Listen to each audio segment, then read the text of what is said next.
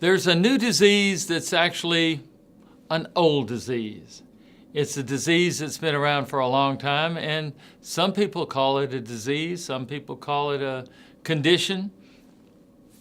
Some people don't even know they have it. It's very silent. It can kill you, but you're going to know more about this disease and know how to prevent it and how to recognize it and how to make sure that you keep it in check. The disease is called, and condition is called, Fomo. And you say, well, what's that term? You know, I'm a doctor. I'm Dr. George Flynn, and you're watching In-Depth TV. And we want to go in depth with this subject so that you can know about it. Have you ever been to a movie and sometime during the movie you had to get up and go to the restroom, or you had to get up and go refill your soft drink or get some more popcorn, and you come back and you say to anybody around you, especially if somebody's there with you, what did I miss? What part did I miss? Tell me, catch me up. Or have you ever gotten into a meeting late and the meeting's about, gotten going about 5 or 10 minutes, and they say, catch me up, what have I missed? Well, by now you're guessing about FOMO. And FOMO is a condition. We won't call it a disease because everybody can develop this condition. It's fear of missing out. Fear of missing out. And where does this fear come from? Well, first of all, a long, long time ago, our I'll go through so many, everyone was considered prey or, the hunter or the hunted. So what happens there? Well, you want to make sure that you are up to date on where the food is, or you're up to date on where the predators are, someone trying to make you the dinner. So that's, it's a basic human condition.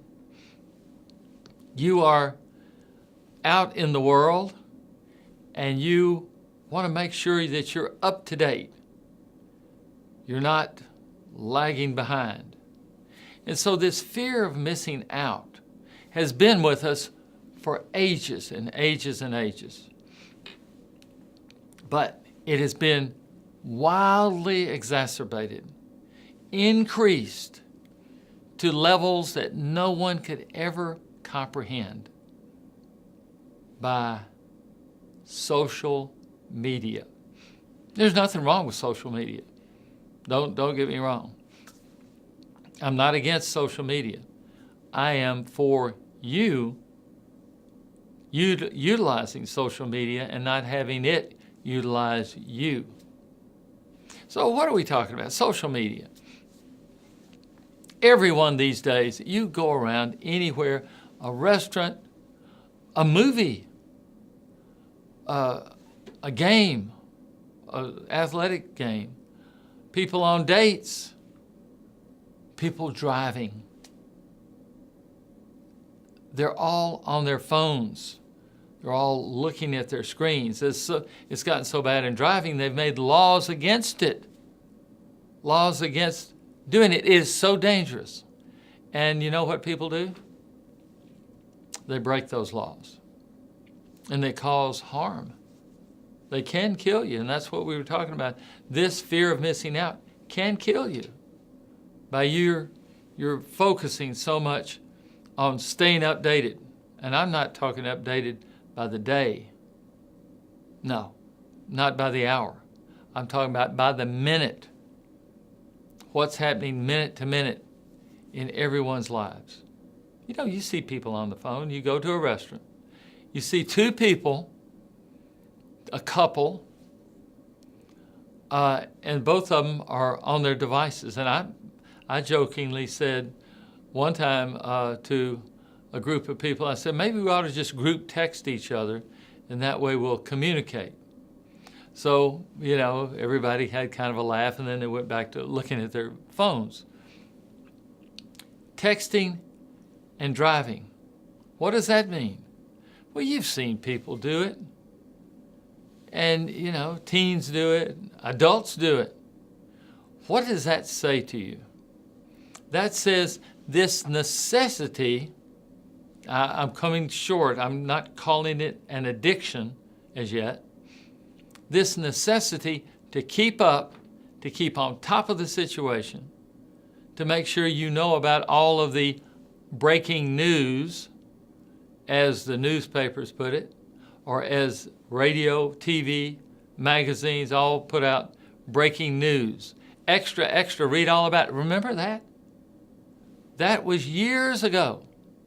That was when the paper would put out an extra edition when something big happened. And the newsboys would go around, extra, read all about it. Now it's, it comes through on your alerts. You get an Amber Alert, or you get a weather alert on your phones or your iPads or your smart pads or your computers. We get all of these alerts. We used to have air raid sirens, but now we have all kind of alerts that go on for weather and for criminals, and it's amazing, all of the updated and breaking news things that may or may not be important in our lives. But is social media, is keeping up to date more important than your life or someone else's life or the people in that car's life or that truck's life or that, airplane's life? Is it more important for you to keep up? Well, that addiction says it is. So people text and drive. They do all kind of things. Driving while otherwise occupied is one time I heard it said. People used to see people combing their hair, doing their eyelashes, doing this. Not necessarily just limited to women. This was everyone driving while otherwise occupied. I thought that was interesting. If you're on the phone and a call comes in and you're on the phone talking to a friend, talking to a family member, and a call comes in and you look at it and you don't recognize the code or there's no caller ID, you don't know who that is. Maybe telemarketer, maybe a spam call. But what do? Well, do you keep on talking and let that call go? Or do you interrupt the call that you're on that may be very interesting and click over and see who that is on the other calling in? That's fear of missing out. And you've done it. I've done it. We've all done that. So that call waiting to interrupt when you don't even know who it is, it's very interesting. People check their Twitter feed. It'll come through on their phone, or their Instagram, or their Facebook, or their LinkedIn, or their Snapchat, or Pinterest, or anything. They'll check all of these things just because they're afraid they're missing out. They're afraid they're missing out on something more fun than what they're doing. Much more, as we used to say, funner than what they're doing. So it's amazing the links we go to keep up, to just try to keep up with the world.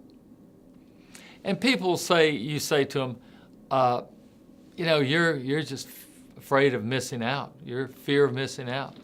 They say, no. It's a connection. It's a connection to the world, to my friends. They're friends, come on. We'll talk about that. But it's a connection.